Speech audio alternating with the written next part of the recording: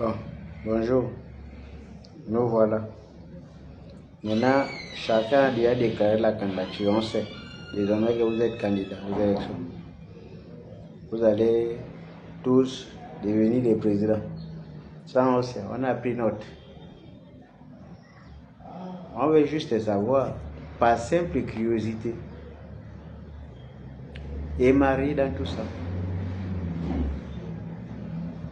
Et le CGE dans tout ça. Ça veut dire que la logique, pour vous, ça ne vous intéresse pas. Le plus important, c'est la victoire. Ça veut dire que même lorsqu'on viole nos propres textes, ça ne dit absolument rien.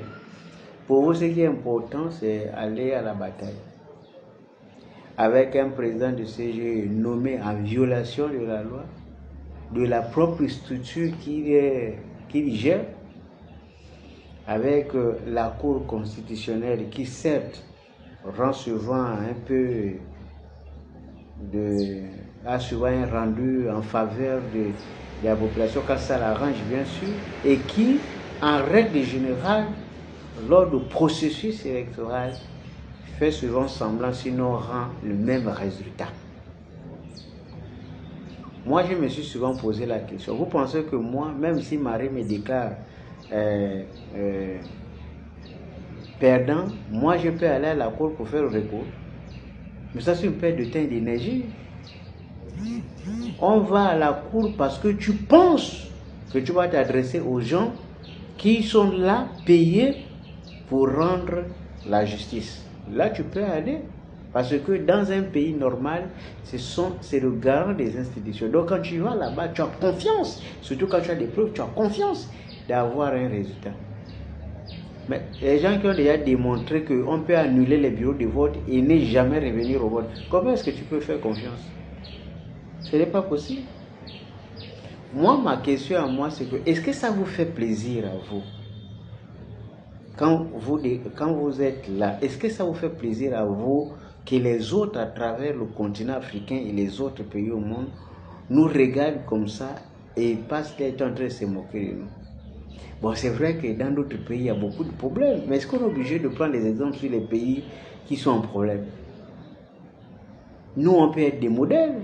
On peut changer, on peut s'émanciper, on peut montrer aux gens qu'on a la capacité de faire des choses même mieux que les Blancs, mieux que n'importe qui. Mais regardez-nous. On a comme l'impression que tous les malheurs du monde sont descendus ici chez nous. Regardez. Un tout petit peuple comme ça, on passe des moments les plus difficiles de notre existence. Parce que c'est incroyable que les gens qui partagent la même misère, les mêmes réalités, arrivent à avoir différents commentaires sur la situation. Ça veut dire que quelqu'un d'autre va te dire que non, il faut relativiser, tout va bien. Et quelqu'un d'autre, je ne sais pas si c'est l'absence de développement. Et pourtant, les gens voyagent tous les jours. Je ne comprends absolument rien. Je ne comprends pas ce qui se passe. Même lorsqu'on peut justifier ça par la présence des médicaments. Mais les médicaments sont censés avaler tout le monde. Mais il y a quand même des poches de résistance. Ça veut dire que s'il y a encore les Gabonais qui résistent, ça veut dire que normalement les autres pouvaient aussi suivre le mouvement. Mais pourquoi ça ne se fait pas? Pourquoi ça ne se fait pas? Pourquoi l'argent est devenu... Vous pensez qu'en montrant aux gens que l'argent est important pour vous, vous pensez qu'ils vont cesser? Au contraire, ils vont prendre l'habitude de s'enrichir davantage, sachant qu'une fois très riche, il peut conditionner les Gabonais. Ils vont chercher de l'argent puisque les Gabonais, avec l'argent, tu peux mieux les contrôler. Parce que tu peux les... C'est comme quelqu'un disait quelque part que les Gabonais, c'est comme la poule. Il suffit seulement d'avoir un peu de riz, tu verses un peu de riz et puis les poules vont suivre derrière, rentrer les picoter. C'est exactement l'image que les Gabonais renvoient. C'est-à-dire que nous, on est capable, les Gabonais, ils sont capables même de vous dire, si Mexan dépose même 225 milliards ici, on est capable de faire de lui un président de la République. Ça veut dire que les gens vont applaudir. Les mêmes qui ont crié hier, ils vont applaudir parce que l'argent va descendre. Mais c'est l'argent que les gars, ils ont pris cet argent ici, ils sont devenus riches grâce à l'argent d'ici. Au fur et à mesure, vous allez les applaudir, ils ne vont jamais vous envoyer l'argent parce qu'ils veulent s'enrichir davantage pour être sûr que vous allez rester dans les mêmes conditions pour toujours les applaudir. Ils ne vont jamais changer. Quelqu'un qui est riche, il veut devenir riche pour laisser la richesse à ses enfants qui vont eux devenir plus riches.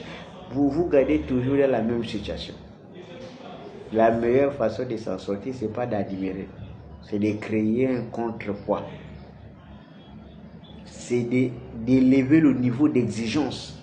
Ce n'est qu'en ce moment qu'on peut prendre au sérieux. Faire le contraire, nous n'allons jamais nous en sortir. Et je crois que c'est au peuple de se rendre compte de combien de fois on est en train de nous manipuler. Combien de fois on est en train de nous trimballer dans la peau. Moi, je pense que nous sommes suffisamment matures pour comprendre. De l'exploitation de manganèse de Mwanda, en passant par le pétrole de Port-Gentil. Aujourd'hui, on nous parle de manganèse d'Injolé et de manganèse d'Okonja, dite d'Okonja, et aujourd'hui de fer de Bilinga. On demande l'exploitation tout azimut de toutes ces richesses sans pour autant nous faire d'abord le bilan et du manganèse de Mwanda et de pétrole de Port-Gentil. On n'a pas fait de bilan. Tout cet argent qu'on a amassé dans ces richesses-là, qu'est-ce que ça a donné à ce pays? Et on passe de cette étape-là à la nouvelle étape, une exploitation tout azimut du manganèse et du fer pour un résultat que personne ne peut aujourd'hui quantifier. Où va le pays? Dans quelle direction va le pays? Est-ce que vous trouvez normal que les gens normalement constitués puissent se comporter ainsi? Vous pensez que c'est seulement l'affaire d'une seule personne? Ça, c'est la prise de conscience. On demande aux gens de prendre conscience qu'on est dans une situation telle que si vous ne prenez pas conscience, nous sommes morts. Et c'est bien dommage. Bon, en tout cas, c'est juste ma modeste contribution. Debout, c'est l'idée.